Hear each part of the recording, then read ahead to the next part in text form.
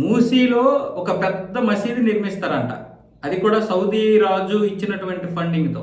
దీన్ని అరికట్టడానికి అంటే వ్యతిరేకత రాకూడదని అక్కడ 800 సంవత్సరాల నాటి శివాలయాన్ని పునరుద్ధరిస్తారంట.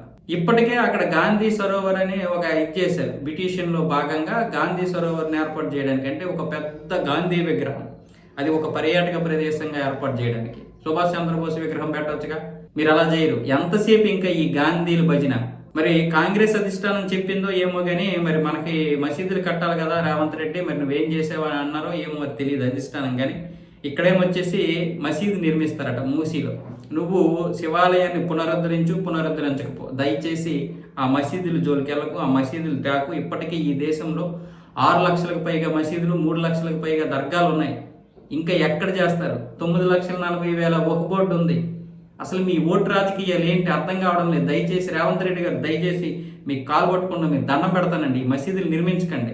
మొత్తం దాన్ని కంపు చేసేస్తారు. మీరు అక్కడ మసీదు నిర్మిస్తే వాళ్ళు పెద్ద సౌండ్తో రేడియోలు పెట్టేసి నాశనం చేసేస్తారు. పర్యాటకులకి అక్కడ ఇంకా మనకి ప్రశాంతత ఉండదు. ఏం చేస్తున్నారు మీ కాంగ్రెస్ వాళ్ళు? ఇప్పటికే దేశాన్ని నాశనం చేశారు 60 సంవత్సరాలు. దాన్ని ఇప్పుడు చేసుకుంటూ వస్తున్నారు. ఇంకా ఏం చేస్తారండి? ఇప్పుడు దీనికి మళ్ళీ ఈ అసెంబ్లీ సమావేశాల్లో పెట్టి బిల్లుని ఏర్పాటు చేస్తారంట. ఇంక ఎన్ని మసీదులు కడతారు? ఇంకా దేశం మొత్తం మసీదులు కట్టుకుంటూ పోండి.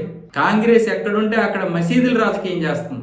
నువ్వు ఆ శివాలయాన్ని పునరుద్ధరించకపోయినా పర్వాలేదు నాయనా, దయచేసి ఈ మసీదుల జోలికి వెళ్ళొద్దు. దయచేసి మసీదులు కట్టొద్దు, మాకొద్దు, ఆ సంస్కృతి వద్దు.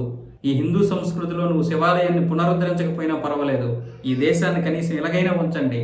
గత 60 సంవత్సరాలు పరిపాలించి నాశనం చేసేశారు. మీకు ఎంతసేపు పదవులే ముఖ్యం, లోపల ఏం జరుగుతుందో తెలియదు. నాలాంటి వాడి ఆవేదన మీకు అర్థం కాదు. కొన్ని కోట్ల మంది ఆవేదన చెందుతున్నారు. ఇప్పుడు ఏదో బీజేపీ మత రాజకీయం చేస్తుందని అంటున్నారు కదా, మరి మీరు చేస్తున్నది ఏంటి? మసీద్ దేనికి? అక్కడ సౌదీ రాజు వచ్చి కట్టాల్సిన అవసరం ఏంటి?